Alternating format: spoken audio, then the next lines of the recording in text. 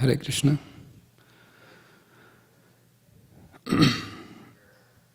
So I welcome the devotees who are online for the Bhakti Sastri class.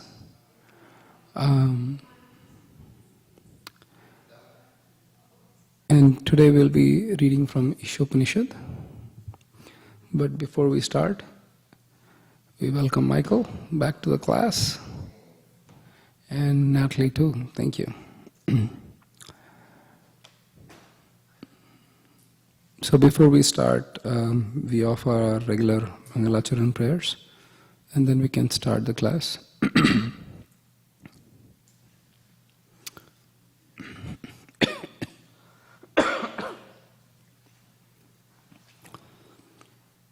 Om Ajnanatimirandasya Jnananjana Shalakaya Chakshurun Militam Yena Tasmai Shri Guruve Namaha. Shri Chaitanya Manobhishtam Stapitam Yena Bhutale Swayam Rupa Kadamayam Dadati Swapadantikam Vandeham Shri Guroh Shri Yutapadakkamalam Shri Gurum Vaishnavamscha Shri Rupam Sagrajatam Sahagunatanvitam Tvam Sajivam Sadvaitam Savadutam Parijana Sahitam Krishna Chaitanya Devam Shri Radha Krishna Padan Sahagana Lalita Shri Vishakhanvitamscha He Krishna Karuna Sindhu Dinabandho Jagatpate Gopesha Gopika Kanta Radha Kanta Namostute Tapta Kanchana Gaurangi Radhe Vrindavaneshwari Vrishabhanu Sute Devi Pranamami Hari Priye Vancha Kalpa Tarubhayascha Kripa Sindhobhya Evacha Patitanam Pavanebhyo Vaishnavebhyo Namo Namaha. Jaya Shri Krishna Chaitanya Prabhu Nityananda Shri Advaita Gadadhar Srivasa Gaura Bhakta Vrinda.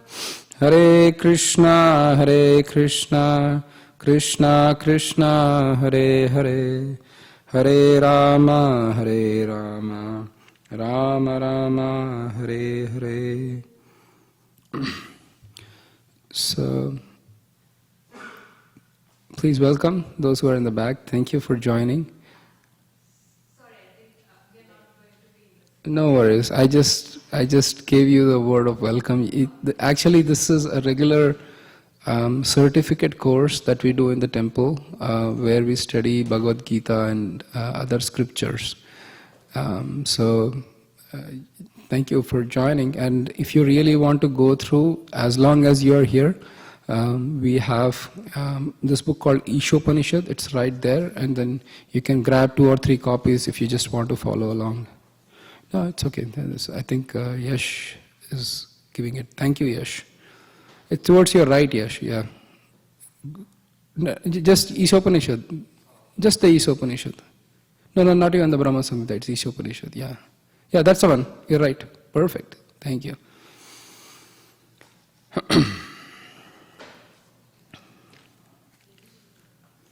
Thank you, Yash. All right. I thank my dear God brother Mayapur Vihari Prabhu for bringing his son Yash so that we all can learn together. So, in the last class, we studied up till verse 5, right? So let's go through quickly, briefly recap what we did in the last class, and then we can we'll read For those who are online, we'll just to do a brief recap. We are going to read the first 5 verses along with their translations before we start on the 6th verse today. So the first verse is on page 13 of the book, 1-3. It goes as Om Purnamadaha Purnamidam Purnat Purnamudachyate Purnasya Purnamadaya Purnameva Vishishyate. Translation: the personality of Godhead is perfect and complete, and because He is completely perfect, all emanations from Him, such as this phenomenal world, are perfectly equipped as complete wholes. Whatever is produced of the complete whole is also complete in itself. Because He is the complete whole, even though so many complete units emanate from Him, He remains the complete balance. So this is the invocation mantra. Let's read the mantra first on page 17. 1-7. Pardon? Anything wrong? Mantra 1 is on page 17. Ishavasyam idam sarvam yatkincha jagatyam jagat tena tyaktena bhunjita magrida kasyas vidhanam. Everything animate or inanimate that is within the universe is controlled and owned by the Lord. One should therefore accept only those things necessary for himself, which are set aside as his quota, and one should not accept other things, knowing well to whom they belong. Mantra 2 on page 23. Kurvan eveha karmani jiji vichech yatam samaha evam tvayi nanyati tosti na karma lipyate nare. One may aspire to live for hundreds of years if he continuously goes on working in that way, for that sort of work will not bind him to the law of karma. There is no alternative to this way for man. Mantra 3 on page 29. Asurya nama te loka andhena tamasavrita tamste pretyabhi gachanti eke chatma hanojanaha. The killer of the soul, whoever he may be, must enter into the planets known as the worlds of faithless, full of darkness and ignorance. And the mantra 4.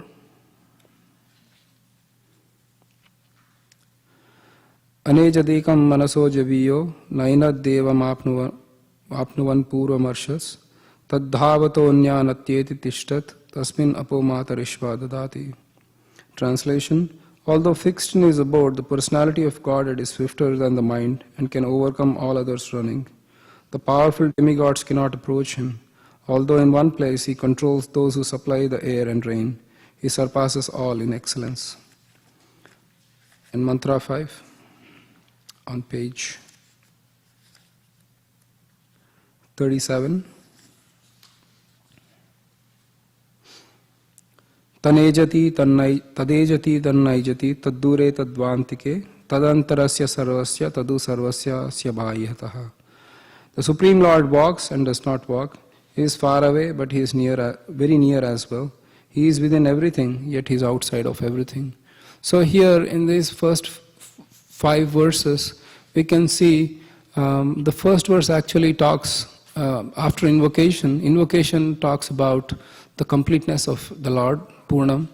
And the first verse talks about 3 things. Everything inanimate and animate is owned by the Lord, and one should only aspire to actually secure or worry about whatever quota the Lord has set aside. And we discussed at length about what does it mean and how does one know what is one's quota and stuff like that. And then the second verse and the third verse, second verse, invocation is the 0, now 1 and 2. So in the second verse, it is mentioned about how the law of karma is binding every person, no matter what. And if one tries to live by the laws of the Lord, then life is happy, otherwise life is tough. The third verse is about the destination of those who have absolutely no faith in Krishna, who never even bother to actually go to any temple or understand any aspect of spiritual life. And the fourth and the fifth verses essentially talk about Krishna about how he is the Supreme Being, and about how he is not approachable by any means. So if you can, let's focus on Mantra 6 today. Please repeat after me if you can. Everybody has a copy? Wonderful. Yastu sarvani bhutani Yastu sarvani bhutani Atmanyevanupashyati Sarva bhuteshu chatmanam Tato na vijugupsate. Translation: He who sees everything in relation to the Supreme Lord, who sees all living entities as his part and parcels, and who sees the Supreme Lord within everything, never hates anything or any being. So here we can see that it not just depends on what is. You see things around. Hare Krishna, please welcome. You can take a seat in the back. You can sit here. You can sit in the back. You can get a copy of ISKCON. We have a certificate course, but please, you can join. Maybe you can give her a copy, Prashant Prabhu, please. Okay, Shamlangi Mataji is taking care of her. Thank you. Hare Krishna, Avantika, welcome. So, in this particular verse, it is said in Mantra 6, we are on Mantra 6, page 43, for those who are following. So here it is said about if someone sees everybody as part and parcel of God, then there is no question of hate anything or any being. And Srila Prabhupada starts writing here that this vision is something that is not that cannot be gained artificially. This is on the level of Uttamadhikari. For those who are there for the Nectar of Instruction classes, we had discussed 3 levels of devotees. They are Kanishta, Uttama and Madhyama. And we were discussing at length as to Madhyama Adhikari, or the intermediate devotee, he preaches, but Uttama Adhikari, or the topmost devotee, he does not preach. The reason being, he sees everybody as part and parcel, already engaged in service of God. He says there is no reason to preach. So, but this Uttamadhikari or Mahabhagavat, it's mentioned here, they see that every living entity, everybody sitting in this room, everybody all over the world, all the trees, insects, planets or plants, fishes, birds, you name it, every living entity is part and parcel of God. And when you see with that particular vision, then you realize that there is nothing to be hated. Why is that? Because please understand, every single living entity is under control of God. And when the so-called bad things happen, it is not because some living entity did bad to us. It is our own karma that because of which some living entity is giving trouble.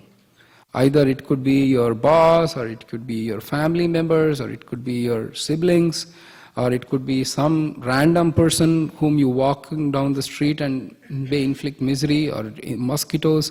Everything is happening because of certain pains and pleasures that the living entity has to undergo in this particular world. And Natalie had a question, yes. Yeah. But my request is that we'll take questions after the verses, because right now you can ask the question now. You can actually, you have to keep it pressed. She can help you out. Oh, did I press it? Okay. That my understanding is that before we join this, the Krishna consciousness, right? That it is karma, but after we've joined, it's actually, if something still, happens, it's actually Krishna's mercy to further purify us. Right. Okay. So, to the extent one surrenders to Krishna, to that extent Krishna is willing to purify. And just because, and the part of that purification is Krishna will decide how much karma to keep and how much to take away. So Krishna says in the Brahma Samhita, Yastvindra Gopa Mathavendra Mahosva Karma, Bandhanurupa Phalavajana Matanoti, Karmani Nirdhati Kintu Cha Bhakti Vajam, Govindam Adi Purusham Tamaham Bhajami. He says that from Indra, who is the king of heaven, to Indragopa, which is a germ, Krishna is impartially ordaining the fruits of their activities for all these kinds of living entities. But he says that those who worship Krishna, then he is burning up their karma. So he takes charge of their karma, but how much he does is up to him. So he may give some sort of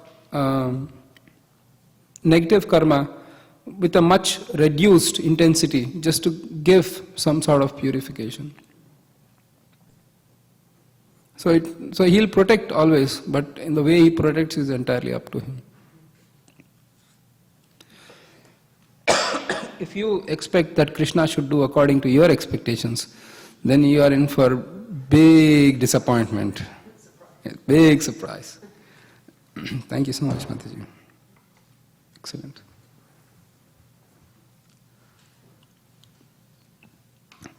So the first few chapters, or the first three chapters, first three paragraphs, in that particular text, Srila Prabhupada actually talks about Madhyamadhikari and Uttamadhikari and how they, and Kanishtadhikari, and what's the difference. We discussed this at length last week. So this will be a wonderful addition to the discussion which we already had.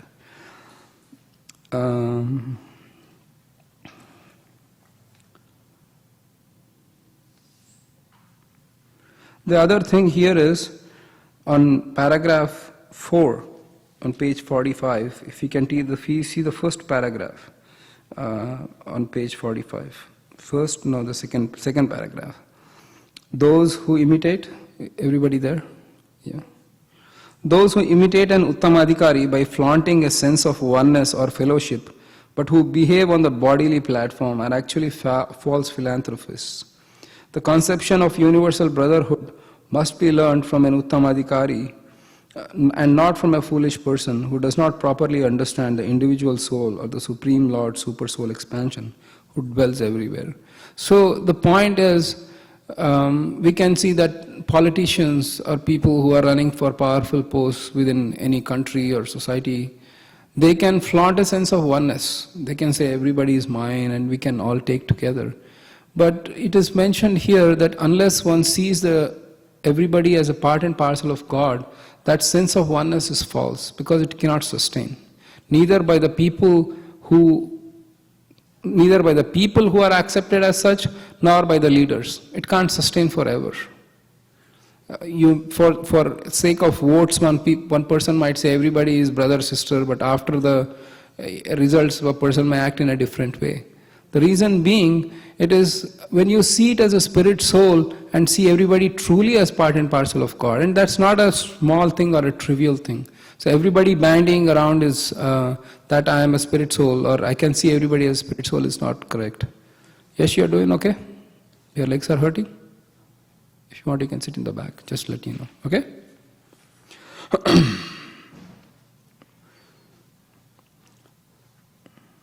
So, any other thing? So this is the first part of the purport. Srila Prabhupada actually talks about Uttamadhikari and his vision, or the way they see the thing. The universal brotherhood is, these are the words that are bandied upon or floated as sometimes being cool or sometimes being politically expedient. But unless actually one sees everybody as part and parcels of Krishna, it's hard to see that oneness. It may just be a feeling, that's all. And that can evaporate, that feeling might evaporate due to change of circumstances. The other point is that the Uttamadhikari always sees, not just for some time. He always eternally sees, because we learn in Bhagavad Gita how the soul is eternal, part and parcel of Krishna. That when the death occurs, the death is just change of body. The soul changes from one body to next. but the soul is eternal.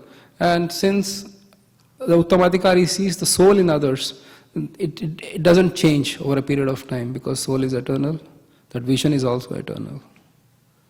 The last but most important point Srila Prabhupada writes in this particular purport is this word says, what is the word? So the Uttamadhikari, what does he do? Or she do? See, right? When in Sanskrit see means what? Pashyati means to see. But here there is a word anu added before pashyati. Anupashyati. If we can go and see in the second line of the verse, we see the word used is anupashyati. Yastu sarvani bhutani atman eva anupashyati. Srila Prabhupada writes, actually we can only see because we cannot acquire that vision on our own. By following the footsteps of those who have acquired that vision or the spiritual teachers, can we actually get that vision? Just like it's a common example that if you go to university, if there is a guide who actually guides you, then you will get the actual facts of the particular subject you're trying to master or learn. So if a common or if the general rule is that if the university guidance is needed for a person to acquire certain things, then it's all the more important from a spiritual perspective that there is a guide or teacher. And Srila Prabhupada writes that when you see things in disciplic succession, and then you can actually see things as they are. One gets knowledge from disciplic succession. Because one of the things PhD students, they get asked is, who is your guide? Or who is your advisor? And that advisor who gave you advice, he must have had an advisor to get his PhD. It's nothing wrong with that. And that's, in fact, it's needed. I got a PhD. Who was your advisor? Myself. How did you learn? I learned on my own, self-made PhD thesis. People usually don't carry so much of weightage. So here also it is said that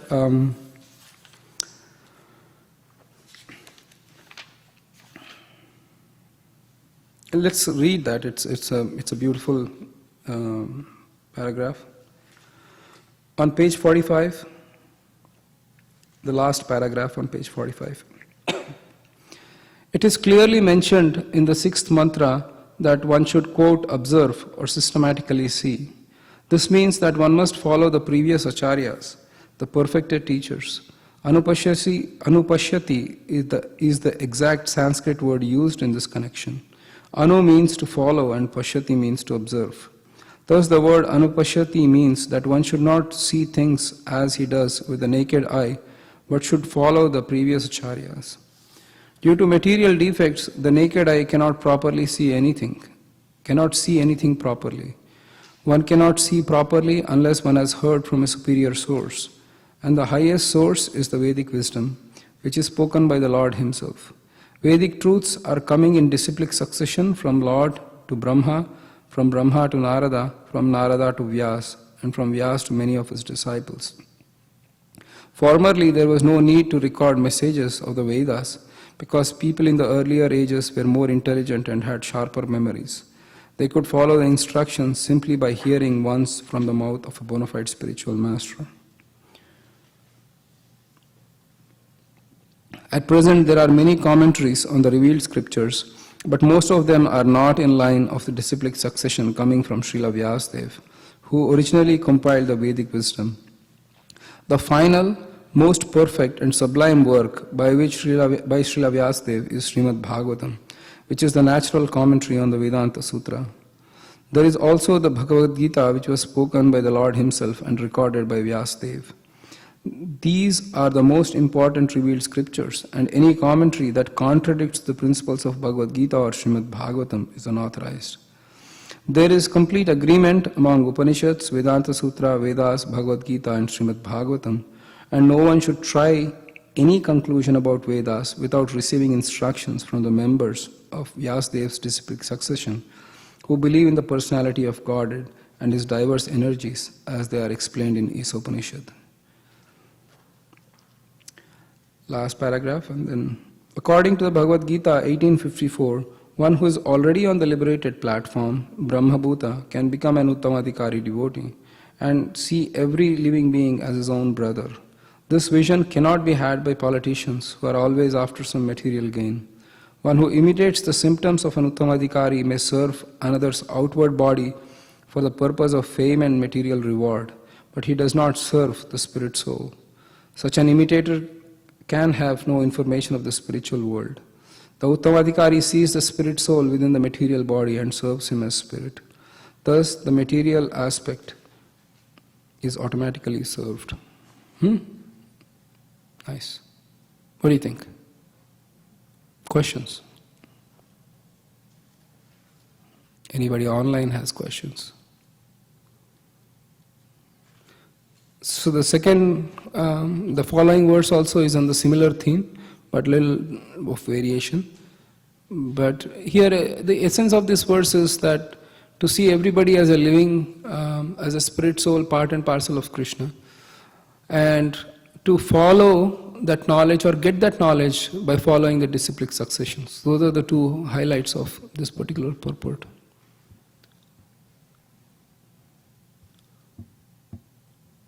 And part of that also is to understand that everybody in this world has to undergo their own reactions to work, and sometimes it may be hard to bear, but the fact of the matter is that the world is going under the direction of Krishna, and the best way to help those who are actually suffering in this world is to give them knowledge about Krishna, by which they will be permanently be relieved.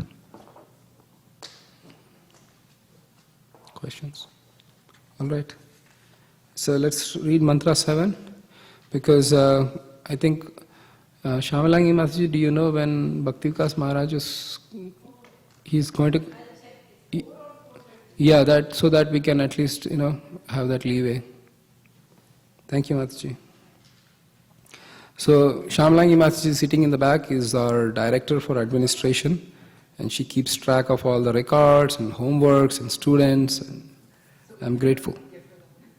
Yeah, you can give her the homework, but you can directly send it to Sudeep, who is our homework in charge person, who's keeping track of all the homeworks and grading.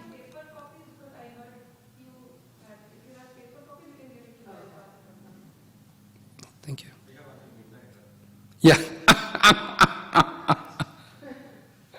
Yeah. Yeah. If in Indian time is long past. Next week. Yeah. So please do give. Otherwise, there will be some sort of penalties. You don't want to miss it, because the homework, both the homeworks, they are for 25 marks or 25 points. So you can accrue all those 25 points with no issues. And when the final exam comes, then you just have to appear for 75 marks. This will come back to us?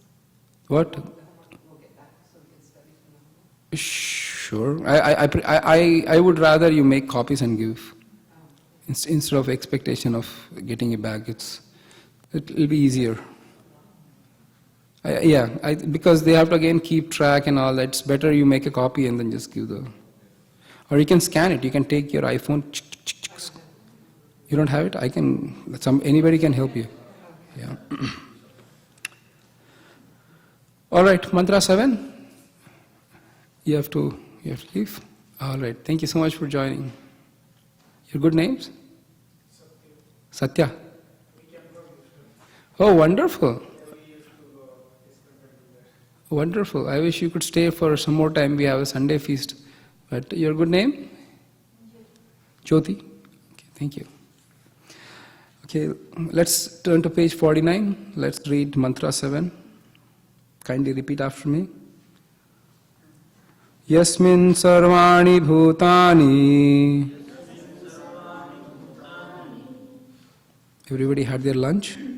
Yasmin sarvani bhutani. Atmaiva bhudvijanatah. Tatra ko moha ka shoka. ekatvam anupashyataha. Ekatvam anupashyataha. Translation: one who always sees all living entities as spiritual sparks, in quality one with the Lord, becomes a true knower of things. What, then, can be illusion or anxiety for him? So, the same theme continues as in previous mantra, except here there are two different, little bit of change. One thing is that what can be illusion or anxiety for him. So not only he hates, but there is no illusion or anxiety. And the other thing is, one who sees all living entity as part and parcels of Krishna becomes a dash knower of things. You can look up as a dash. Please fill in the blanks. Dash knower of things. What is there according to translation? True knower of things. True knower of things. So basically our knowledge is complete when one tries to understand Krishna as, or everybody as part and parcels of Krishna. So Srila Prabhupada talks in the purport, extensively he discusses about the word, starting with ekatvam anupashyataha. Because the Uttamadhikari, he sees the Jiva and the Lord, and he sees that there is no difference. Ekatvam. Ekatvam means similarities, or they are one. But here, Srila Prabhupada extensively explains what is meaning of this oneness. Because the Mayavadi philosophers, they say that Jiva and God are one. They are same. You are him, he is you, we are all same.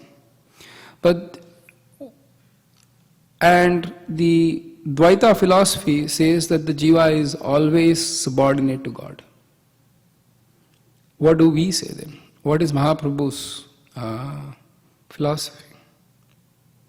Mahaprabhu's philosophy is Achintya Abheda Bheda. Achintya Bheda Abheda, which means Achintya, the word is inconceivable. We cannot conceive in a realistic way. Bheda means difference, Abheda means no difference. So Srila Prabhupada explains that qualitatively we are one with God. If you see that if Krishna has spiritual quality, we have spiritual quality. And when we compare those qualities, there is no difference. But Krishna is in quantity infinitesimal. And we are, Krishna is infinite and we are infinitesimal. My apologies. So Krishna is infinite, which means that he is always in a superior position.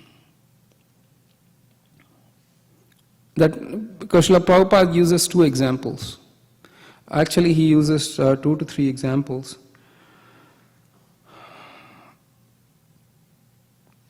Let's read that because that might, this purport is a nice purport. Let's start reading that. Purport on page 49. For those who are online, we are reading from page 49 purport, beginning. Except for the Madhyamadhikari and Uttamadhikari discussed above, no one can correctly see the spiritual position of a living being. The living entities are qualitatively one with the Supreme Lord, just as sparks of fire are qualitatively one with fire. Yet sparks are not fire as far as the quantity is concerned, for the quantity of heat and light present in the sparks is not equal to that in the fire. The Mahabhagavat, the great devotee, sees oneness in sense that he sees everything as the energy of the Supreme Lord. Since there is no difference between the energy and the energetic, there is the sense of oneness. Although from an analytical point of view, heat and light are different from fire, there is no meaning to the word fire without heat and light. In synthesis, therefore, heat, light and fire are the same. A profound purport. So there is no difference between energy and energetic, which means the living entities, you and me, are the energies or the energetic? Energies. Who is the energetic? Krishna. So, in one sense, there is no difference between the energy and the energetics. Energetic. But in another sense that there is difference. The energetic can produce a lot more energies.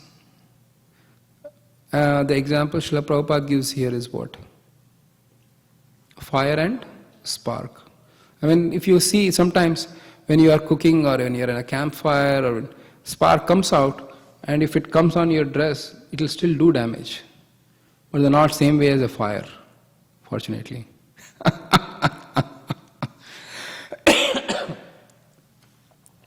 So let's continue, because this is an important concept we should know. But this is one of the core philosophies or core fundamental aspects, which is achintya bheda bheda tattva. Simultaneously, I am one with God, but I am different from God. Please understand, if you are not one with God, that's another point I wanted to say. Logically, how can you explain? We said that is Mother Yashoda greater than Krishna or less than Krishna?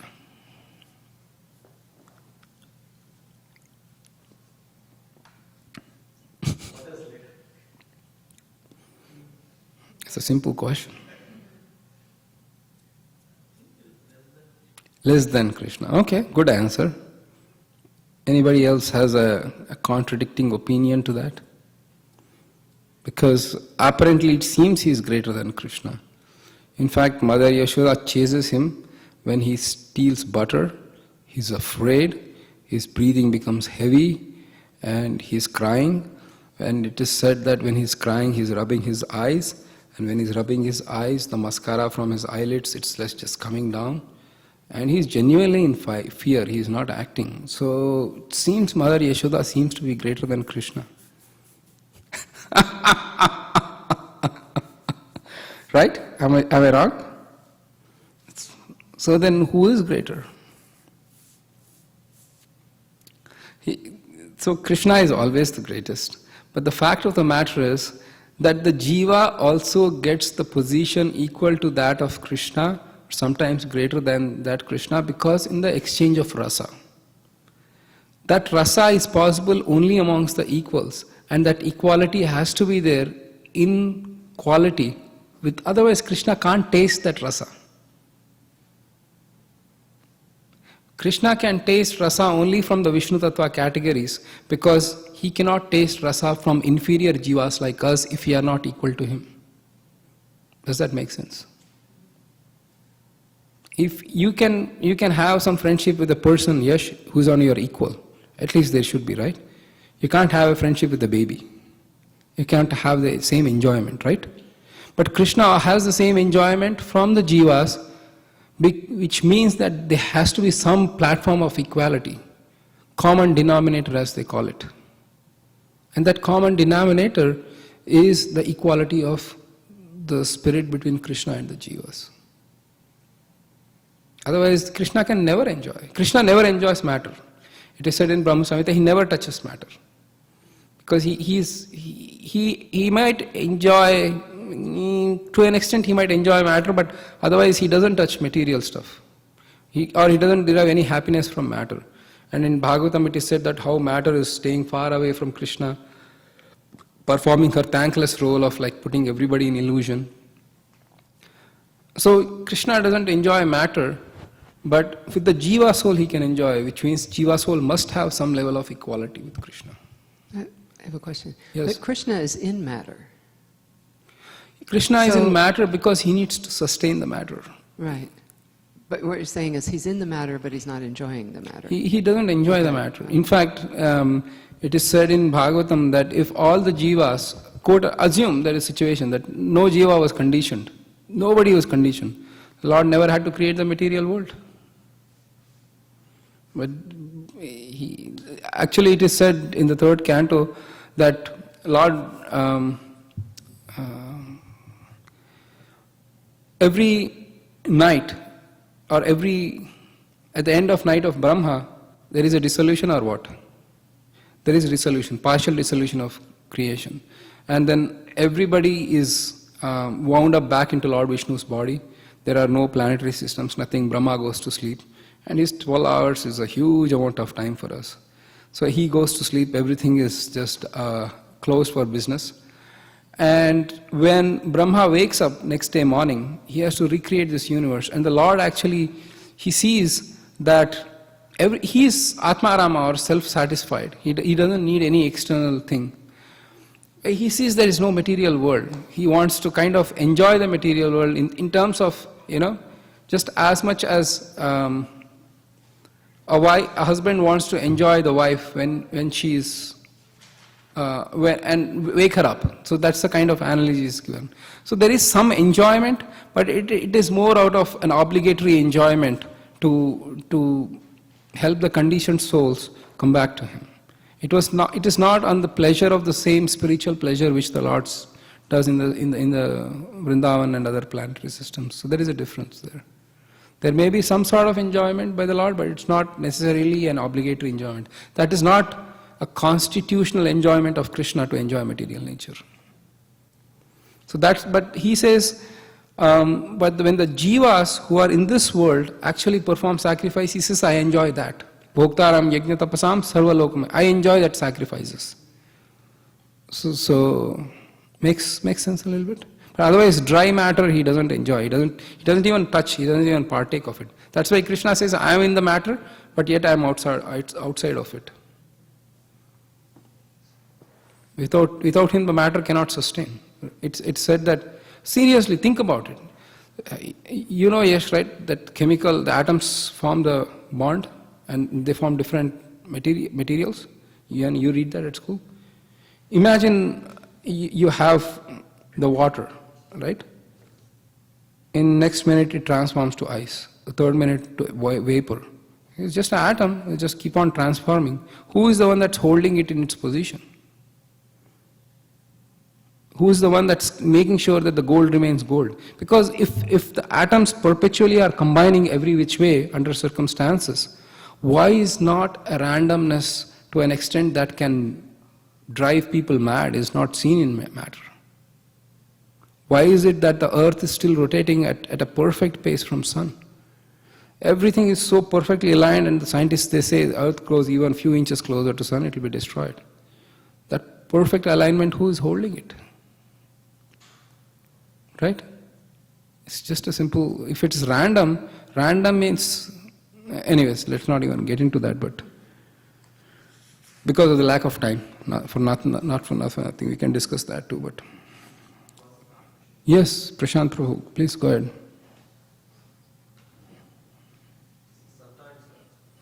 You just press once, sharp tip and then green button. Yeah, so sometimes, right, when I think about this association of devotees and non-devotees, right, and I think in my earlier Bhakti Sastri course also, I try to implement this previous verse and this verse, right, or like when I see some football game, part of my mind says, this is a material thing, right, try to stay away from it. Part of my mind says, like all living entities are same, right, why not treat them, and okay, let's watch the game. How do I correct this? I mean, in the sense, I have some non-devotee friends which I don't associate maybe once in 6 months, but so. Well,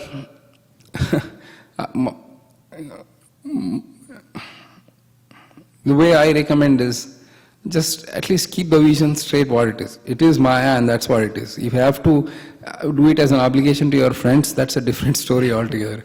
But don't, because the mind is tricky. That's what. When we will learn further on half-baked knowledge how dangerous it can be. Oh, everybody is same. But the thing is, we are not at there to actually perceive that truth. True. Maybe a Uttamadhikari, when he sees a football, he'll say everybody is still engaged in service of Krishna. But there is their vision that comes about. True. Since you are not on that level, it's better we not impose that stuff on what we are. Oh, I agree. Yeah, just say, yeah, it is Maya, and I had to do some obligatory stuff, but you try to avoid, but if you have to do it, but at least let's not. The reason I'm saying is, at least you know it's Maya and you will feel a little guilty. But when you start supporting or defending it, that is more dangerous. Because you think, yeah, it's not Maya, I did once, and then you will pretty much end up watching football 12 hours a day every day. It's okay to accept for what it is rather than convert our vision of it for what it's not. Okay. Makes sense, right? Yes, yes. Clear. Thank you.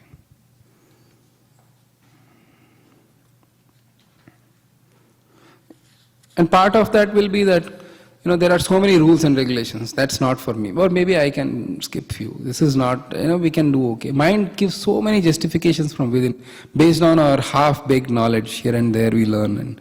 And before long, we can see that we are fully absorbed in matter. That other point I wanted to bring is Maya is very strong, extremely strong. Only under, you can say, false conception does one think I have overcome it. Krishna says, Daivi Esha Gunamai Mama Maya. It's very strong. Maya is grosser than the grossest, subtler than the subtlest. And it can cater to every range of your subtle and material desires. And to come out of it is without Krishna's grace, is next to impossible.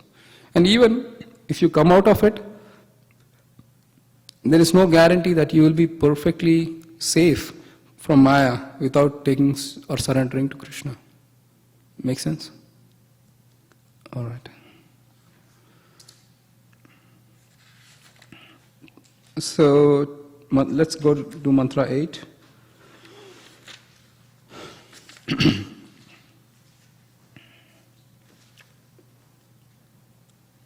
Should we do all the mantra together or just should I repeat mantra?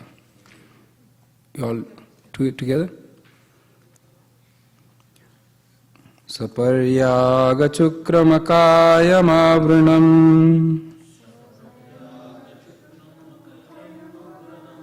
Saparyagachukramakaayamavrinam Ashnaviram shuddhamapapavidham Kavir Manishi Paribhu Swayambhur Yata Tatyatortan Vyadadachashvatibhya Samabhyaha Yata Tatayatyo. Okay, so let's split it up. Yatha tatyatortan vyadadach Yatha tatyatortan vya shashvatibhya samabhyaha. Translation: such a person must factually know the greatest of all, the personality of Godhead, who is unembodied, omniscient, beyond reproach, without veins, pure and uncontaminated, the self-sufficient philosopher who has been fulfilling everyone's desire since time immemorial. Srila Prabhupada, in his purports, some of the purports, he just talks on the overall theme. For example, the previous purport, there are two things. He talked about ekatvam anupashyata, and then for those who have no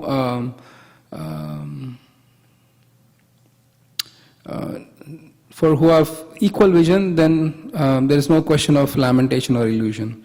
So in this particular purport, Srila Prabhupada actually discusses word by word. He goes one by one, what is the qualities of the Lord.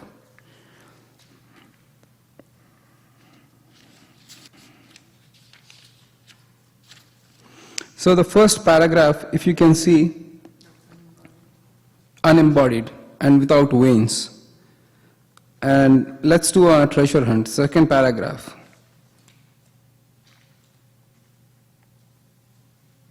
What is the second paragraph talking about? It's there in the last line. No, last line of the second paragraph. Shukram. Shukram means omnipotent. Yeah. I think not a bad name for a kid. Shukram. You are Shukram. Then the third is what? Actually, I'm sorry, I did a very gross blunder. I will talk about it once we complete the purport. What is the third? Archa Vigraha, good.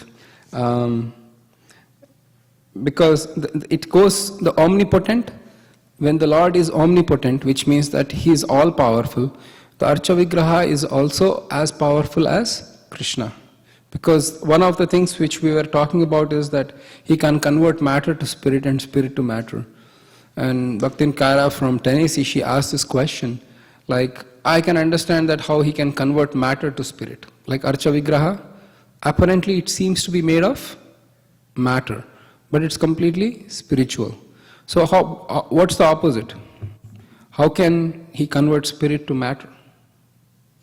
That seemed to be a little counterintuitive. Spirit soul is always spirit soul. How can you convert it into matter? So if Lord cannot do it, then He's not all omnipotent. Soul changes body. Okay, go ahead. Tell me more. Please tell us more, actually. We can use the mic. Radha Venkat Prabhu is like, mic. And I agree with him. So yeah, when the soul changes body, right, initially it's all, uncontaminated, it's pure form, right? Then it comes in contact with the conditioned soul.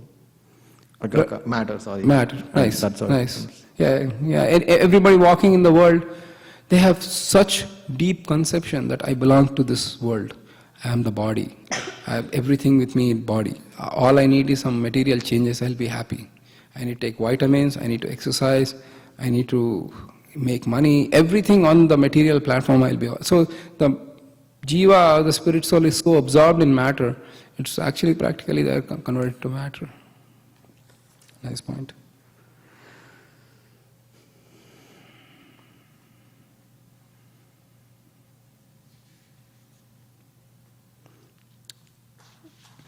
So there is this. You can see that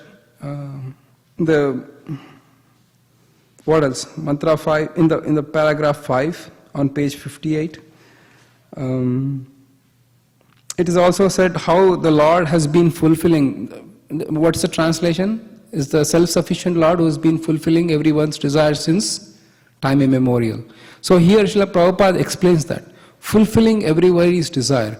Well, I asked God to give me $1 million. He hasn't given me yet. Really easy fulfilling everyone's desire since time immemorial. It says this, but I asked, He didn't give.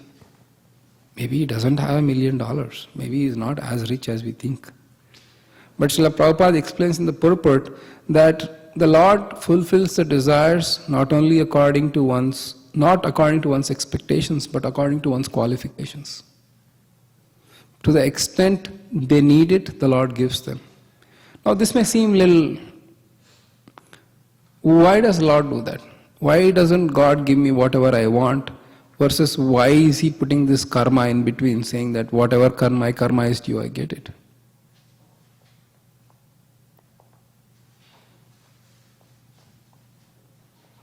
Mataji, any ideas?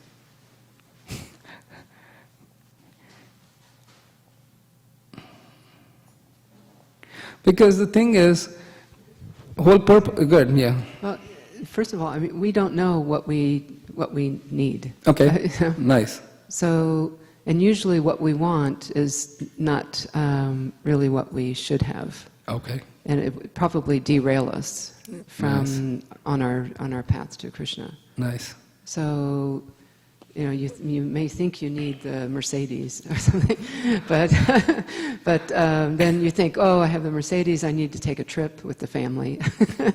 Right.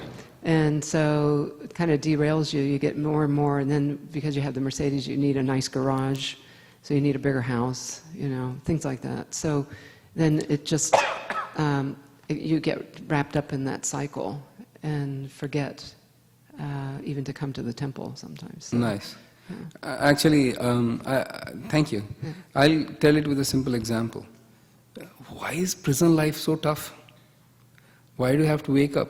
Imagine the prison life was a 5-star luxury style of life. You get gourmet meals every day. You can turn on 25,000 channels that you can do. Or you can have whatever you want to have. Will you? Exactly. Prashant Prabhu says, I want to go to prison. Right? Because this material world is a reformatory place. It is not a place to enjoy. And Krishna has designed it in such a way that everybody has a facility to reform and go back to Him rather than rot in this material world. Not that Krishna doesn't want to give you whatever you want to. You go back to spiritual world. In fact, it is said in the liberation, one of the opulences is you get the opulence, same opulence as the Lord. Salokya, Sashti, Sarupya, Samipya, 5 liberations. One of the things, same opulence as the Lord. Just think about it.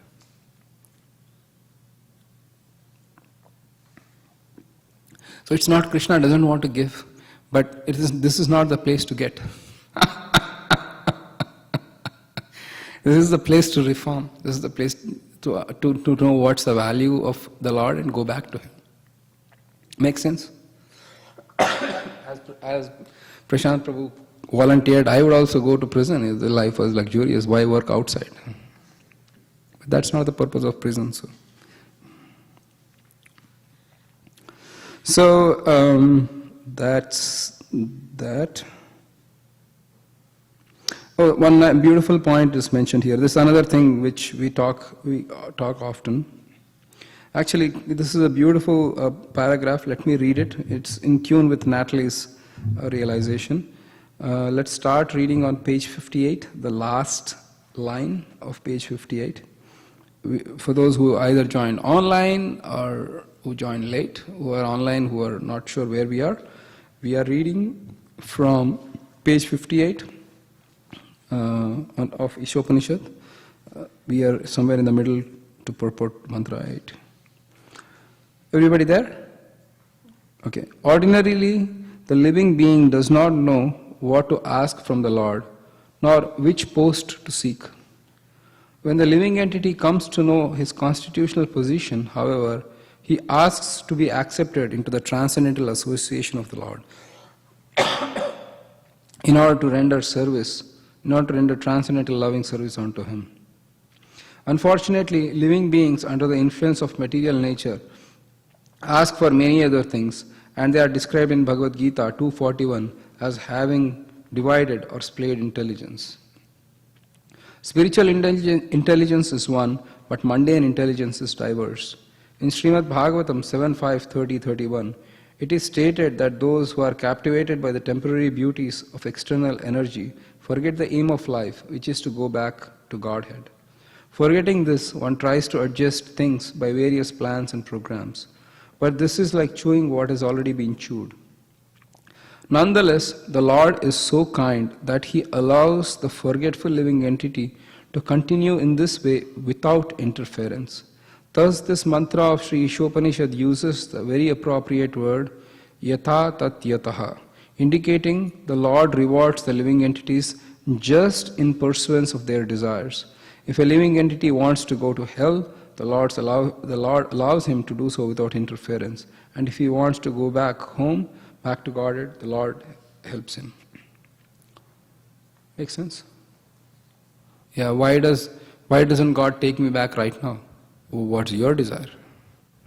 Well, I want to go back to God, but I want to take my bank balance, my degrees, probably 1 or 2 of my cars. Really, then probably the Lord would say, stay here. And we had also had a class with Bhakti Vikas Maharaj on Friday. A person said, ye yatamam prapadyante. There was a back and forth. Here the same thing. Based on your desire, the Lord will give you. Well, Krishna doesn't interfere with your independence. I have a question on that, though, because let's say, for example, calamities. Like your life is going along and you have your car and your family and, nice job and everything's clipping along, and then a tornado hits your house or something, right? Or earthquake or something.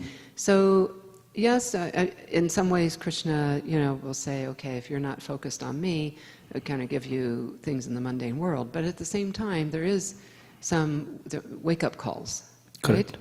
So how would that be determined? So some people, their life just blips along, no bumps, and they get totally caught up in the material world. In fact, they accumulate even more and become even more wealthy. And no blips on the screen, no tornadoes, no earthquakes. And yet other people, I guess it's Krishna's mercy, but they get the tornadoes and the earthquakes, or some calamity, some death in the family, something to kind of jar them out of their illusion. So every living entity actually undergoes karma. Mm-hmm. So for the person who hasn't gotten anything, he has had good karma and he's reaping the fruits of it. Right, but then he doesn't. If that person doesn't realize it, then they're kind of wasting the opportunity. And then, so why wouldn't, in order to kind of benefit from having everything in the material world where he could go to the temple or donate to the temple, right. why not a little wake-up calls or something along the way? I was about to come to that. So, unless one is Krishna consciousness, the wake-up calls don't serve any purpose. Try to understand that. Mm-hmm. People who have had misfortunes, mm-hmm. in fact, they have aggravated their misfortunes by making wrong decisions when they were hit with such experiences in their life. In fact, their misfortune has actually caused more misfortune instead of being a wake-up call. Okay. So, for example, a person may indulge in alcohol and other intoxications just to forget their worries. So your wake-up call has not served you any purpose. Mm-hmm. On the other hand, a person who's clipping along the life but is Krishna conscious, then they can use that service, be grateful to Krishna for not giving them calamities, and be more favorable to serve and have better time to serve him, health-wise or otherwise. But and then in the third group, where they, probably from punya, from past lives, they were blessed into a wealthy family this time around, but kind of dissipated the wealth or dissipated their, the opportunity basically, but think life is wonderful because they haven't had any blips, they haven't had any wake-up calls. So in a sense, it's like a disservice. I mean, I'm trying to understand why. If they had a wake-up call when they have the material wherewithal to actually then maybe do something, like for example, donate or something like that. So it kind of seems like that whole life, there's no realization, and then they have to go through another rebirth, and then maybe not into a wealthy family. And so why not take advantage of that opportunity? Do you know what I'm saying? Like, some people have the calamity and they do get a wake-up call, but others with no blips on the screen just kind of, sail through life. But it doesn't seem to serve them well, True. right? Point taken. So, okay, but I'm just trying to understand Krishna's, I know it's a punya from a previous life, but I'm trying to understand how that really helps. It's a backward punya in the sense that you know what I'm saying? Right. Yeah. I do. A lot depends on living entities' desires. That's my point. So, Krishna, he will give exactly to what you need. This life, this is what you're going to get. He decides for you. Now, how do you take it is up to you. You are a rich person and Krishna has given your wealth. If you have that awakening of Krishna consciousness, you can make use of those riches. But if you are not Krishna conscious and you are a most poverty-stricken person, you still won't be a devotee. In fact, you might try to actually blame God, be an atheist, and do something illegal actually to get money. Krishna is going to give you the exact fruits of your reaction, but how you going to make use of it is your call. And the people, if they have spiritual inclination, if they have read Bhagavad Gita, they'll make the right call. And the other thing, Natalie, is that there will be years and years of prosperity. But there will be always little bumps along. Krishna ensures that. People get cold, people get cough, people have 9/11s happening which are completely beyond the control, yet they are affected by it, or their family members are. So I'm 100% sure that nobody is having a life which is completely free of any, miseries from birth and to death. Everybody is guaranteed. Krishna says this place is a world of miseries. So I'm 100% sure. The magnitude and the intensity of the miseries may change from person to person, but everybody does have it. Who can say that I have never had a cold in my entire life? From cold, I never had any medical calamities, or I never had to have indigestion in my whole life. Small things, but they are pains of material existence that are there. No, I never had to face any inclement weather. Weather was always perfect. Maybe you lived in Hawaii all through your life. Probably you can say that. But still, last year, for the first time in my life, actually I went to Hawaii, and I met a storekeeper or store owner. So I said, "This is great. I mean, like Hawaii is beautiful. This is nice weather." Yeah, it's okay. Yeah, now that you tell me, it is nice. I've been here all through my life. I really don't see anywhere different. My point is, even living in Hawaii, he's bored because he wants a change in life. The point is, so even if one has having everything, one is bored if you don't have the higher purpose of life. We do see people who are born into wealth.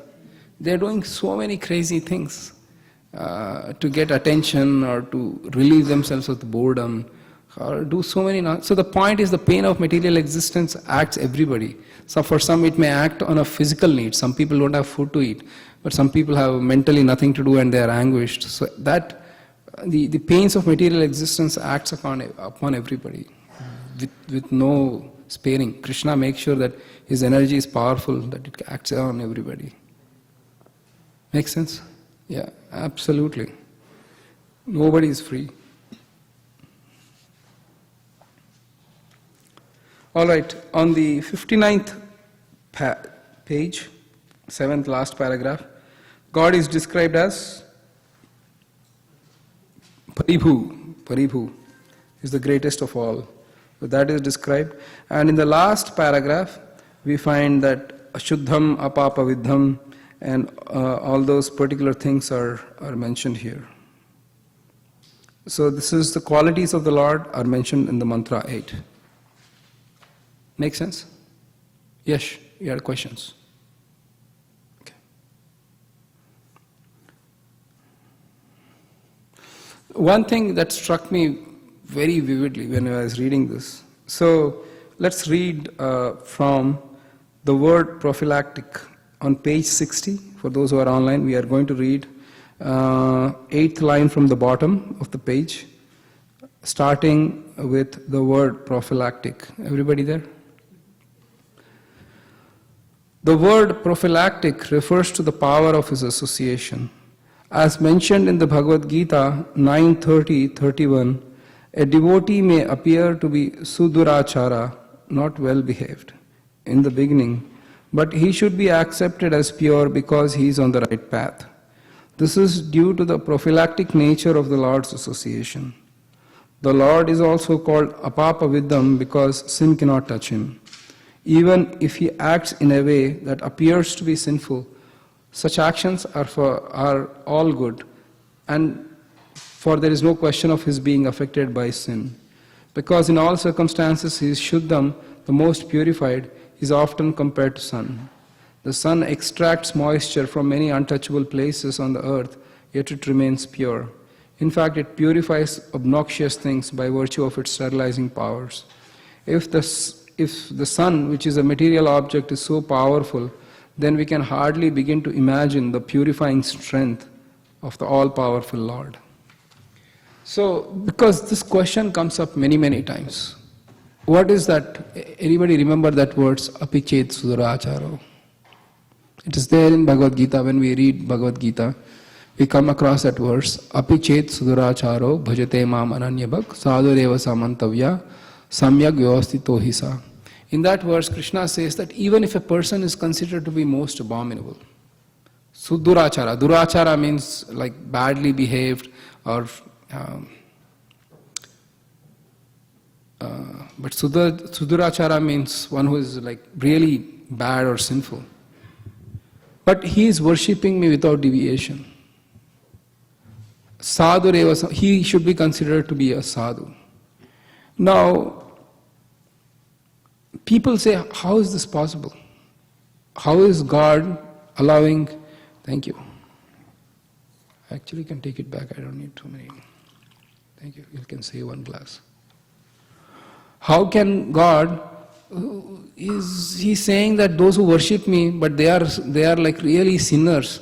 How can they be pure? God is somehow, here it explains that God is so powerful, so supremely pure that He can cleanse anything or anybody's contamination.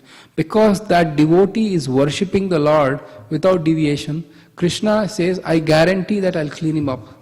I'll take charge of him and I clean him up. So it's not like a devotee who commits sin is thinking, I'm worshipping God, so I'm okay. No, God is giving you grace marks. And God is giving you some special considerations to help you free from your sinful reactions. So the devotee who is in that situation actually repents and is grateful to Krishna that because of somehow you are allowing me to serve you, I'll hope to destroy my sinful tendencies in future. When Krishna says those words, he is not condoning criminals who are his devotees. He is saying it, my power of purity is such that I can cleanse anybody. Even the most sinful of sinners, I can cleanse them. But they should worship me. And they worship me without deviation. That is the quality. Bhajate mam ananya bhak. Without like...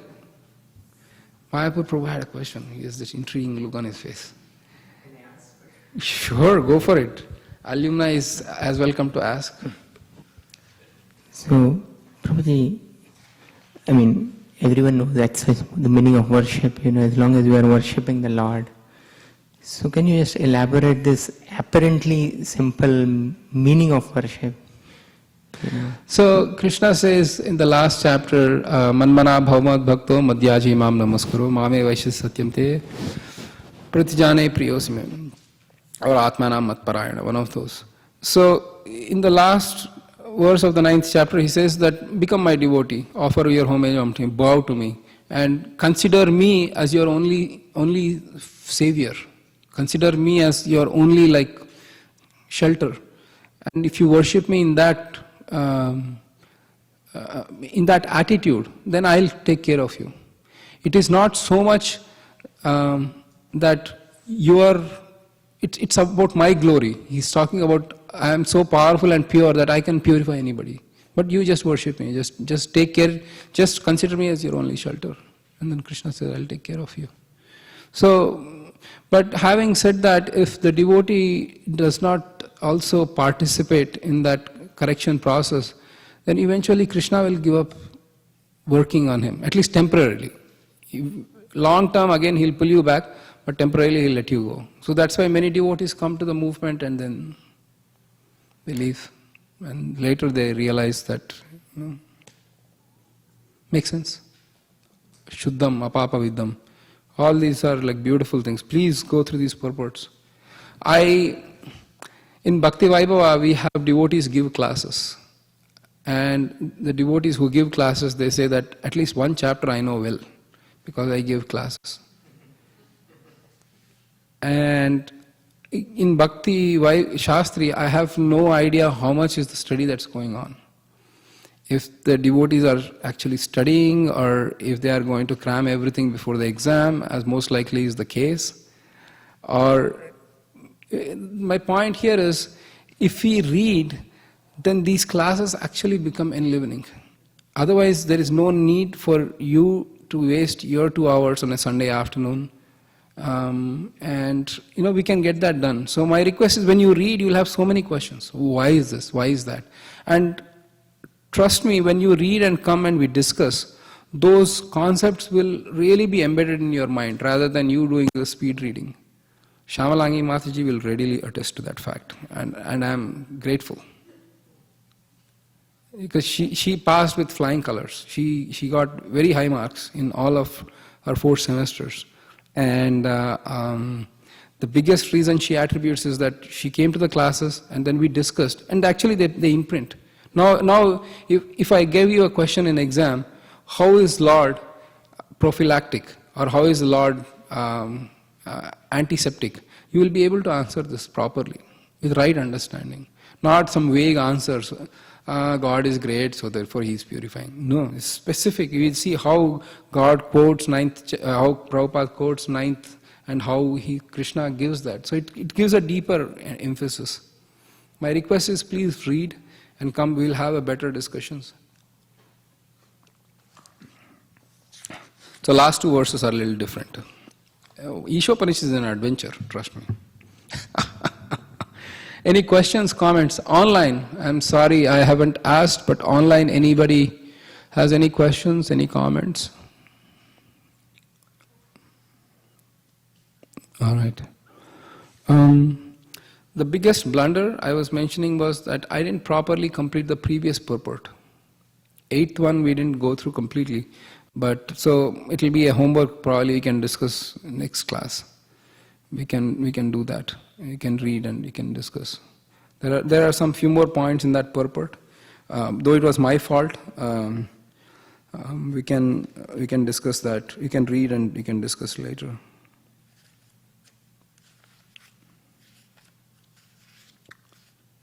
All right. Mantra 9. Everybody ready?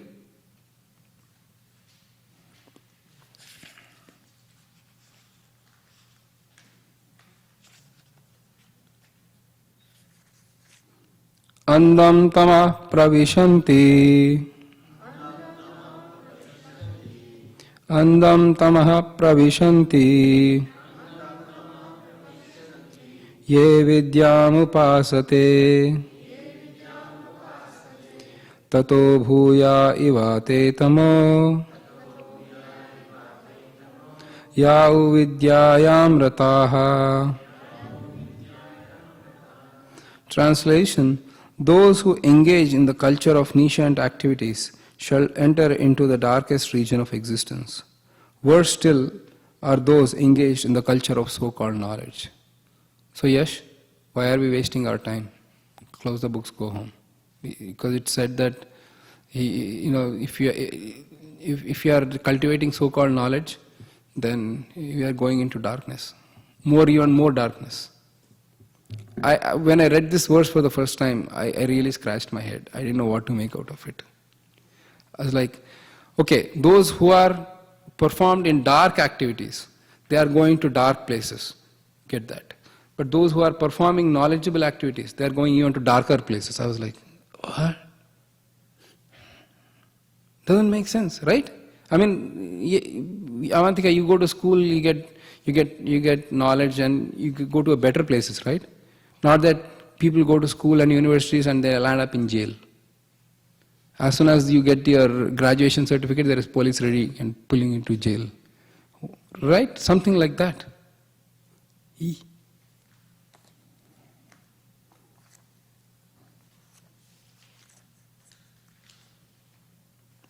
Okay. So,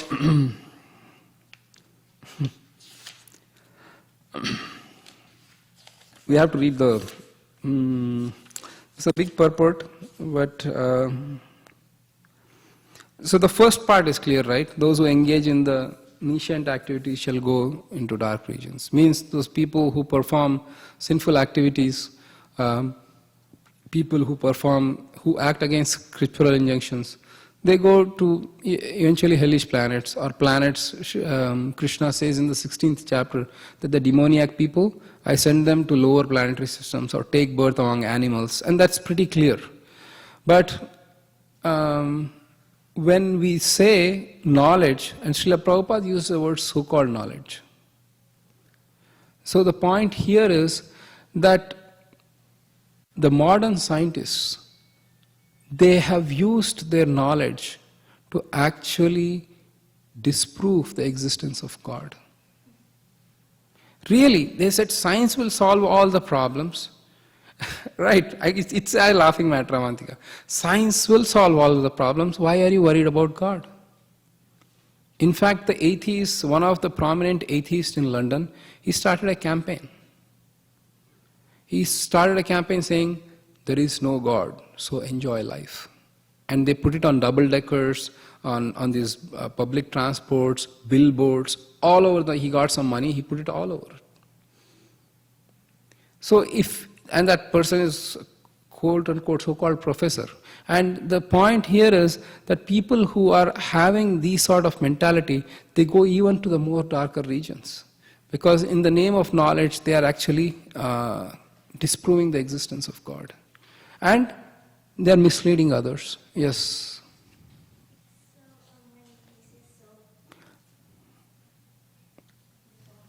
So so-called knowledge is like wrong knowledge, like mistaken kind of? Yeah, misled knowledge. Knowledge which is completely misleading people. So knowledge used for the wrong use? Yeah. So there are two kinds of people who can misuse this knowledge. Srila Prabhupada writes in purport that Maya Pahrita Jnanis, that's a Sanskrit word, I'll come to that. And then Vedavada Ratas.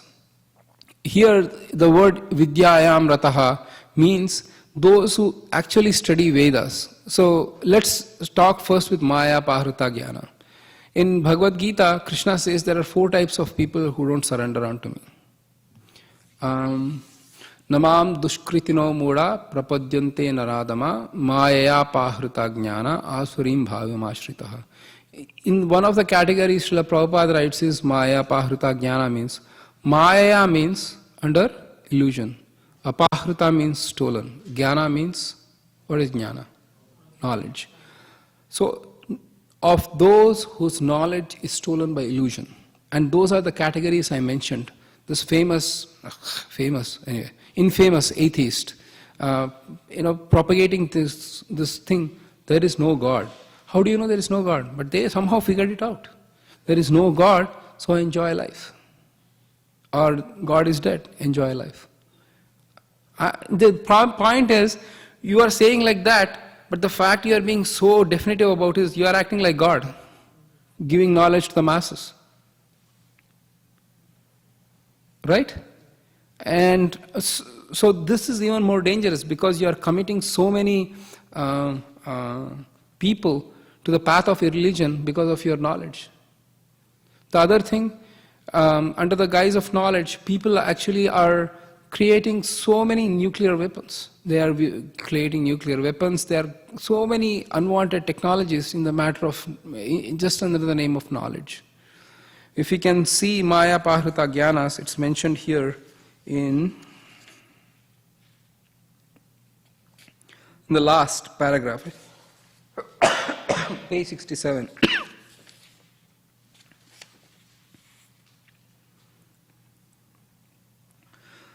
Let's read that paragraph. I'm reading the last paragraph on page 67. The Maya Pahrita Jnana class of men are self-made, quote-unquote, gods. Such men think that they themselves are God and there is no need of worshipping any other God. They will agree to worship an ordinary man if he happens to be rich, but they will never worship the personality of Godhead. Such men, unable to recognize their own foolishness, can never consider how is it that God can be entrapped by Maya, his own illusory energy. If God were ever entrapped by Maya, Maya would be more powerful than God. Such men say that God is all-powerful, but they do not consider that if he is all-powerful, there is no possibility of his being overpowered by Maya.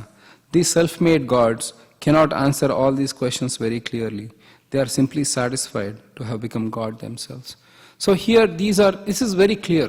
I mean, we see modern philosophers, scientists, but that's the same scientists who say there is no God, but they have to go and beg somebody to give them grants. You are forced to appease somebody to get money, either a government or a rich person who is willing to sponsor your research. But God, no God. That's another point.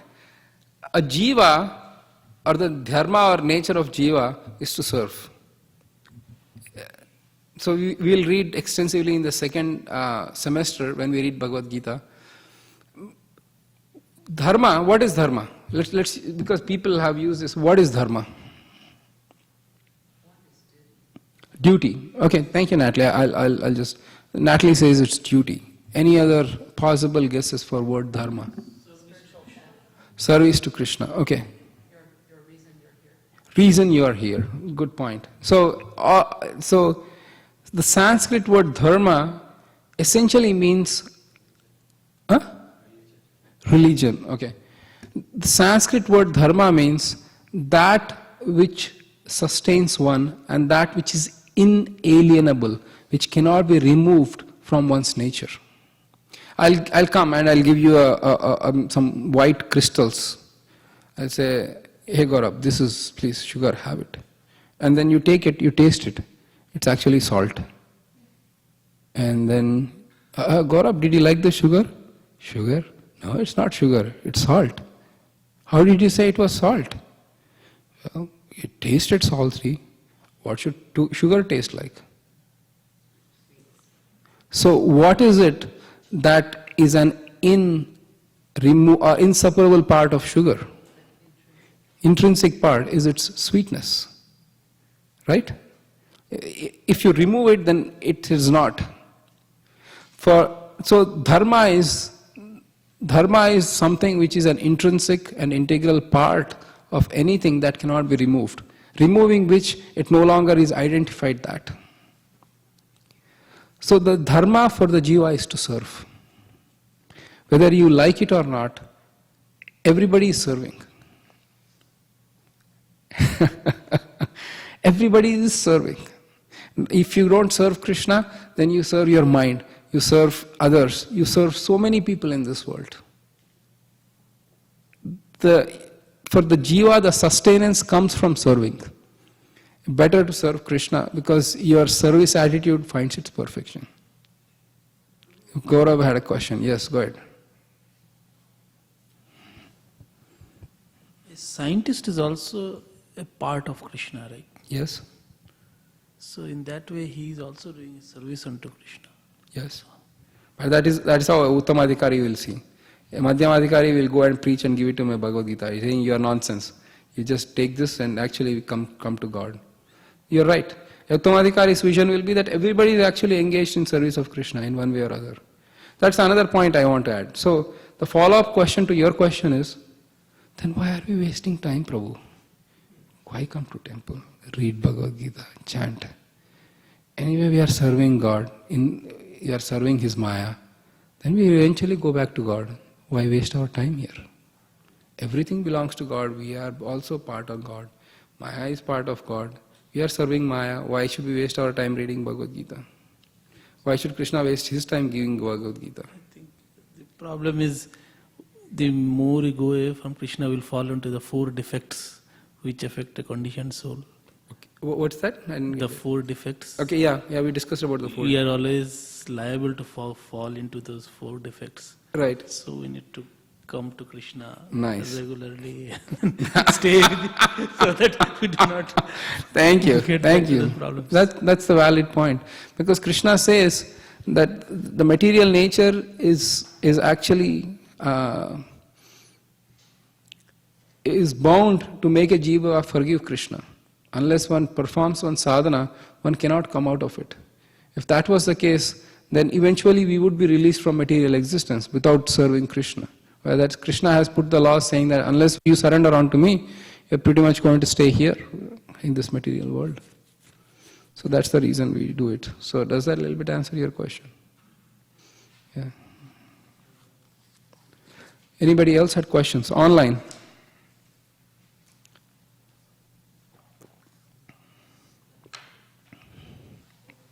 Excellent. Online is quiet today. Either there are none, or there are few people.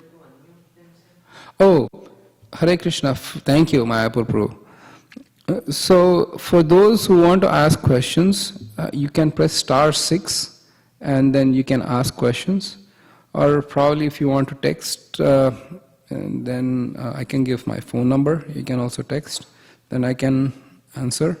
My phone number is 510-789-9347. The number again is 510-789-9347. You can text me, and we can go ahead. So the last verse today, 10th verse.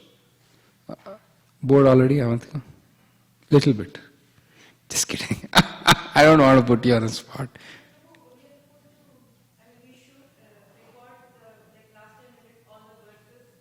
Okay. Sure. Sure.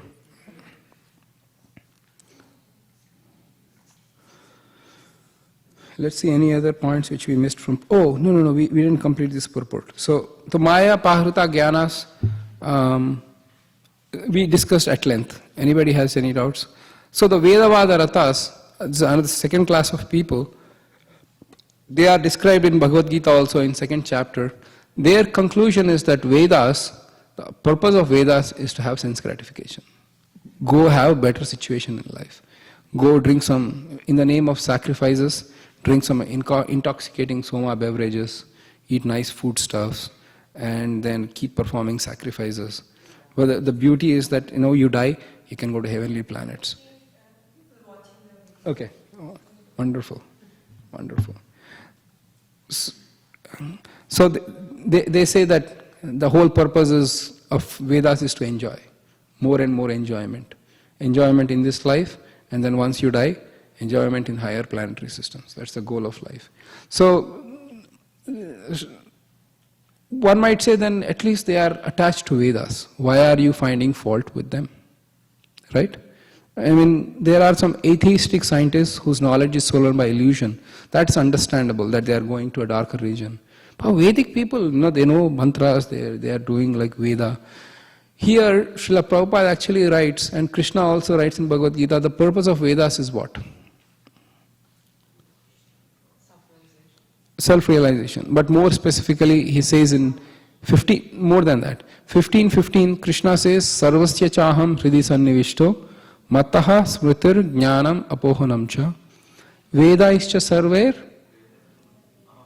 Krishna says, of all the Vedas, I am to be known. You just don't use Vedas for your own sense gratificatory purposes. So the Vedavada Rathas screw this meaning out of the Vedas, and Srila Prabhupada emphasizes twice they don't follow the proper acharyas, or they don't follow the proper conclusions. They screw their own meanings and they spread it amongst the people. And it's pretty common these days. There are so many spiritual gurus and spiritual babas and yogis and people who may never have had a spiritual master in their entire life, but they claim to be absolute authorities on spirituality. What are they going to give a spiritual seeker if they themselves don't know?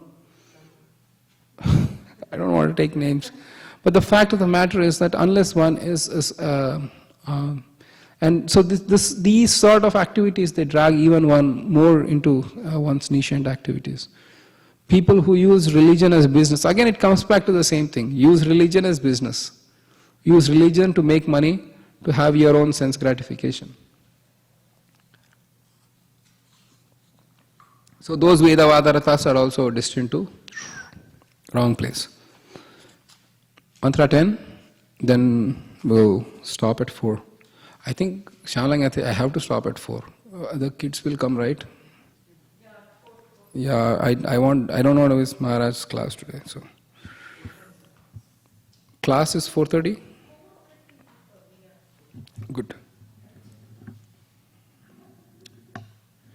Please repeat after me, Mantra 10. Anya devahur vidyaya Anyadahur avidyaya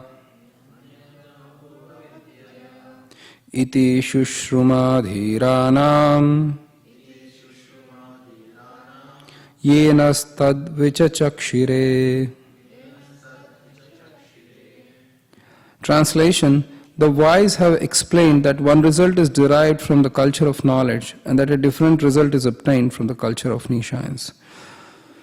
So Srila Prabhupada explains the first part of the purport. He quotes from Bhagavad Gita 13:18 to 13:20, 13:8 to 12, about the 18 items of knowledge. And he says, besides this, it's not Nishans, it's Nishans.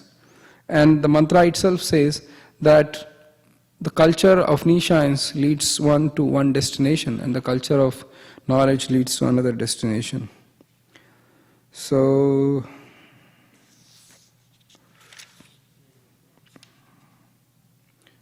okay, we have time. Let's start reading the purport, and then we'll see how we can go. Purport, right from the beginning. As advised in the chapter 13 of the Bhagavad Gita, 13:8 through 12, one should culture knowledge in the following way. 1. One should become a perfect gentleman and learn to give proper respect to others. 2. One should not pose himself as a religionist simply for name and fame. 3. One should not become a source of anxiety to others by the action of his body, by thoughts of his mind, or by his words. 4. One should learn forbearance even in face of provocation from others. 5. One should learn to avoid duplicity in his dealings with others. 6. One should search out a bona fide spiritual master who can lead him gradually to the stage of spiritual realization, and one must submit himself to such a spiritual master, render him service, and ask relevant questions. 7. In order to approach the platform of self-realization, one must follow the regulative principles enjoined in the revealed scriptures. Natalie, you want to read from 8? 8 all the way through 18.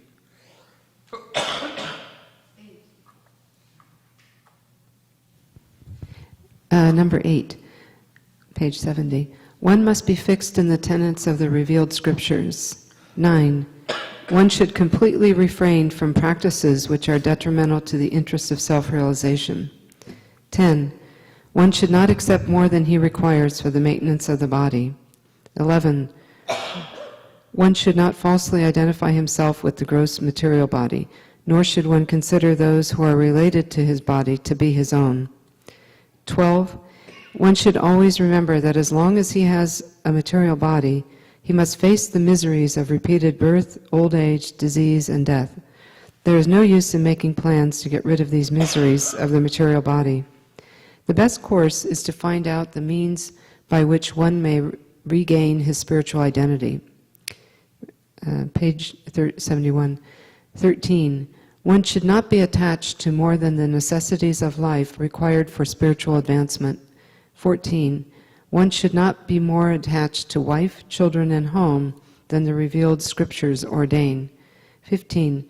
One should not be happy or distressed over desirables and undesirables, knowing that such feelings are just created by the mind.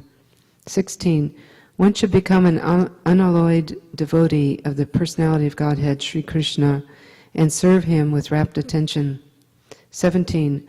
One should develop a liking for residence in a secluded place with a calm and quiet atmosphere, favorable for spiritual culture, and one should avoid congested places where non-devotees congregate.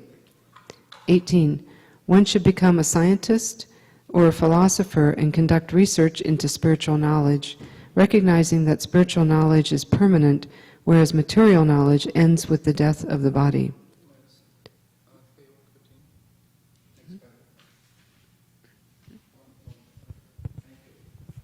These 18 items combine to form a gradual process by which real knowledge can be developed. Except for these, all other methods are considered to be in the category of new science. Srila Bhaktivinoda Thakur, a great acharya, maintained that all forms of material knowledge are merely external features of the illusory energy, and that by culturing them one becomes no better than an ass. This same principle is found here in Sri ISKCON. By advancement of material knowledge, modern man is simply being converted into an ass. Some materialistic politicians and spiritual, what's that word? Guys decry the present system of civilization, a satanic But unfortunately, they do not care about the culture of real knowledge as it is described in the Bhagavad Gita. Thus, they cannot change the satanic situation. Let's read one more paragraph. In the modern society, even a boy thinks himself self-sufficient and pays no respect to elderly men. Due to the wrong type of education being imparted in our universities, boys all over the world are giving their elders headaches. Thus, Sri Ishopanishad very strongly warns that the culture of nescience is different from that of knowledge.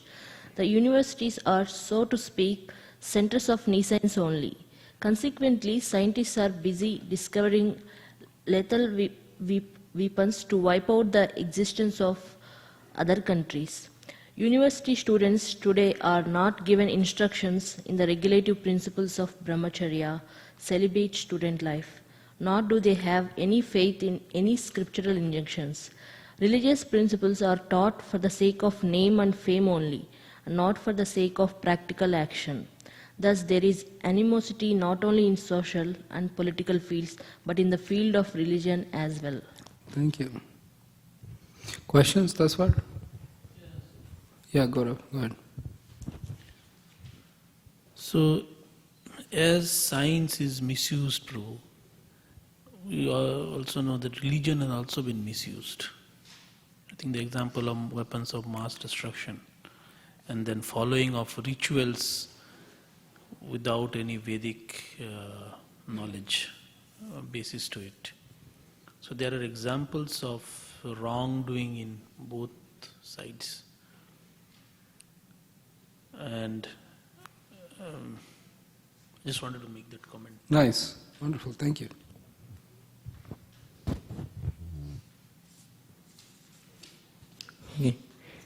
Nationalism has developed in different parts of the world due to the cultivation of nescience by the general people. No one considers that this tiny earth is just a lump of matter floating in immeasurable space, along with many other lumps. In comparison to the vastness of space, these material lumps are just dust particles in the air. Because God has kindly made these lumps of matter completely in themselves, they are perfectly equipped with all necessities for floating in space. The drivers of our spaceships may be very proud of their achievements, but they do not consider the supreme driver of these greater, more gigantic spaceships called planets. There are innumerable suns and innumerable planetary systems also. As infinitesimal parts and parcels of the Supreme Lord, we are small creatures are trying to dominate these unlimited planets. Thus we take repeated birth and death and are generally frustrated by old age and disease. The span of human life is scheduled for about 100 years, although it is gradually decreasing to 20 or 30 years. Thanks to the culture of nescience, befooled men have created their own nations within these planets in order to grasp sense enjoyment more effectively for these few years.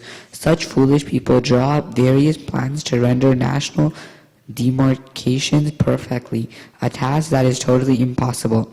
Yet for this purpose, each and every nation has become a source of anxiety for others. More than 50% of a nation's energy is devoted to defense measures and thus spoiled. No one cares for the cultivation of real knowledge, yet people are falsely proud of being advanced in both material and spiritual knowledge. Excellent. Thank you. We have an online question here. Jay asked the question. I had a question. The desires is material or spiritual, and how do they remain attached with the soul, life after life? Is that question. So he asks, when we have desires, are they spiritual or material, and how do they remain? So the desires are spiritual or material depending on our condition. The soul always has desires. Soul is dynamic, is conscious, and when something is conscious means they have desires. But when we are conditioned in the material world, those desires are perverted, and instead of serving Krishna, they just want to serve. I just want to satisfy myself. So the desires actually take a perverted reflection in the material world. In the spiritual world, there are always desires. Okay, what should I give Krishna today? What should I feed him? What should I? Mother Yashoda is thinking constantly. Where is Radharani? He has to come here. Otherwise, Krishna won't eat whatever he cooks. What am I going to do? So there is always desires. The jiva has desires, but when they are reposed in service of Krishna, those are the spiritual perfection of one's desires. But in the conditioned state, so the same desires. Where is my money? Where is my food? How can I enjoy life? How can I not get sick? How can I need medicine? So the whole mentality changes. So the desires are always there with jiva, but it's just whether it's material or spiritual depends on one's spiritual advancement. Make sense? Okay. Jay, does it make sense? If you can text me in case you have any further questions. Thank you for watching. Here, the second part.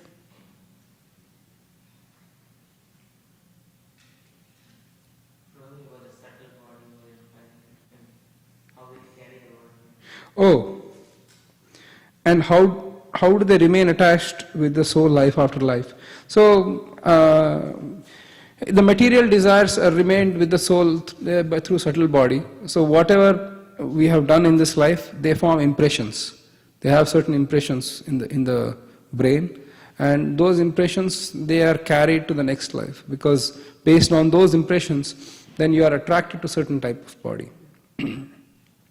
For example, a person, he has been, a simple example is that he has been a laborer or a worker throughout his life, and he has been working for a businessman. All through his life, he saw that businessman and how he was enjoying and constantly meditating on that businessman. So when at the end of life, maybe he wants, because he was so engrossed in that particular businessman he was serving and how he was enjoying, in the next life you will be a businessman, because that's how your mind was going. So it's a subtle way it carries the desires. Thank you. Thank you, Mayapur Prabhu, for clarifying that. Jay, if you have more questions, you can text me. Thank you. Yeah, go ahead, Gaurav. In the last paragraph, I think Srila Prabhupada talks about oneness of nations. Nice. Yeah. The other point I wanted to say is that if the 50% of every nation on the earth, if they said that we won't have any defense budget, all the problems would be solved. All the problems will be solved twice over for few generations to come. Yes. Yep. Just imagine the amount of money US spends on its defense budget, and versus how many homeless people can have houses in that. Yeah. If you even release 1/100th of that, or not even 1/100th, whatever, you can do the math. But go ahead, please. Yeah. Sri Ishopanishad warns us of this faulty type of education, and the Bhagavad Gita gives instructions as to the development of real knowledge. This mantra states that the instructions of Vidya, knowledge, must be acquired from a dhira. A dhira is one who is not disturbed by material illusion. No one can be undisturbed unless he is perfectly spiritually realized, at which time one neither hankers nor laments for anything. A dhira realizes that the material body and mind he has acquired by chance through material association are but foreign elements. Therefore, he simply makes the best use of a bad bargain. Nice. So, where we have to learn the education from? Adhira or Adhira? Dhira. Dhira. Next paragraph, right? Yeah, page 74. The material body and mind are bad bargains for the spiritual living entity. The living entity has actual functions in the living spiritual world, but this material world is dead. As long as the living spiritual sparks manipulate the dead lumps of matter, the dead world appears to be a living world. Actually, it is the living souls, the parts and parcels of the Supreme Living Being, who move the world. The Dhiras have come to know all these facts by hearing them from superior authorities and have realized this knowledge by following the regulative principles. To follow the regulative principles, one must take shelter of a bona fide spiritual master. The transcendental message and regulative principles come down from the spiritual master to the disciple. Such knowledge does not come in the hazardous way of nascent education. One can become a Dhira only by submissively hearing from a bona fide spiritual master. Arjuna, for example, became a Dhira by submissively hearing from Lord Krishna, the personality of Godhead himself. Thus, the perfect disciple must be like Arjuna, and the spiritual master must be as good as the Lord himself. This is the process of learning Vidya, knowledge, from the Dhira, the undisturbed. Okay, I can, Michael. Michael, just finish it off for us, please. Thank you. All right. An Adhira, one who has not undergone the training of Adhira, cannot be an instructive leader. Modern politicians who pose themselves as Dhiras are actually Adhiras, and one cannot expect perfect knowledge from them. They are simply busy seeing to their own remuneration in dollars and cents. How then can they lead the masses of people to the right path of self-realization? One must hear submissively from Adhira in order to attain actual education. Wonderful. So this talks about the summary of this particular verses, that the results of Nishans is one, and then the result of knowledge is one, and one has to learn knowledge from a Dhira. Radha Venkat Prabhu says, he sent me a text saying that verse number 6 of what we discussed today is similar to Bhagavad Gita 5th chapter 18th verse, and verse number 7 is similar to Bhagavad Gita for 15:7. Thank you, Radha Venkat Prabhu, for giving the comment. Other questions, other comments? Haribol, Saket. Questions? Any final questions, any final comments?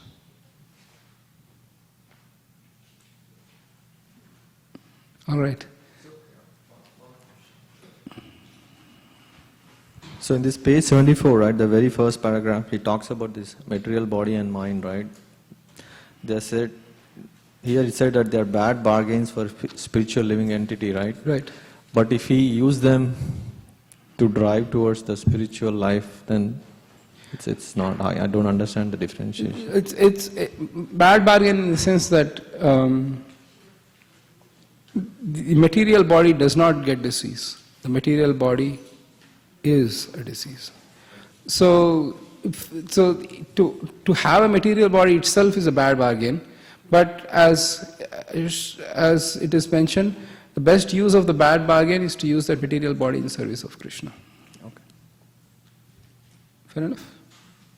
All right. Thank you so much. We will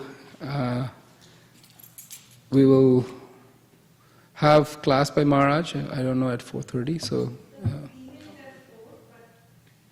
right.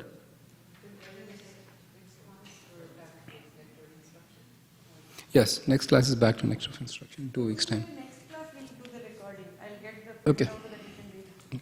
Thank you so much, online, those who are online. Thank you so much, and see you in 2 weeks' time. Hare Krishna.